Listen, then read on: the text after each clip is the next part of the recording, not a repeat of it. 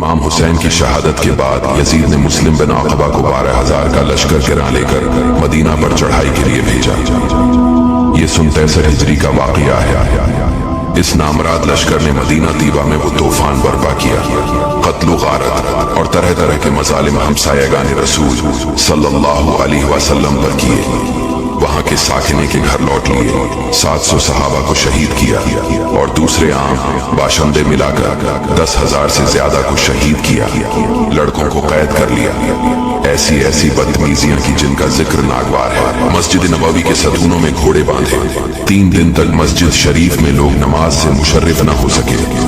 حضرت عبداللہ بن حنظلہ رضی اللہ تعالیٰ عنہ نے فرمایا کہ یزیدیوں کے حرکات اس حد پر پہنچے کہ ہمیں اندیشہ ہونے لگا کہ ان کی بدکاریوں کی وجہ سے کہیں آسمان سے پتھر نہ برسے۔ حضرت امام حسین رضی اللہ تعالیٰ عنہ کی شہادت یزید کے لیے باعث مسرت ہوئی۔ حضرت امام رضی اللہ تعالیٰ عنہ کا سایہ اٹھنا تھا۔ زنا، لواطت، بدفعلی، بھائی بہن کا بیاہ، سود شراب رائج ہوئے، نمازیوں کی پابندی اٹھ گئی۔ پھر یہ لشکر شرارتی اثر مکہ کی طرف روانہ ہوا۔ راستے میں امیر لشکر مر گیا اور دوسرا شخص اس کا قائم مقام کیا گیا۔ مکہ پہنچ کر ان بے دینوں نے منجنیق سے سنگ بازی کی۔ اس سنگ بازی سے حرم شریف کا صحن مبارک پتھروں سے بھر گیا اور مسجد حرام کے ستون ٹوٹ پڑے اور کعبہ کی غلاف شریف اور چھت کو ان بے دینوں نے جلا دیا۔ کعبہ کئی روز تک بے لباس رہا اور وہاں کے باشندے سخت مصیبت میں مبتلا رہے۔ آخر کار یزید پلید کو اللہ تعالیٰ نے ہلاک اور ملک کی شام میں 39 برس کی عمر میں ہلاک ہوا۔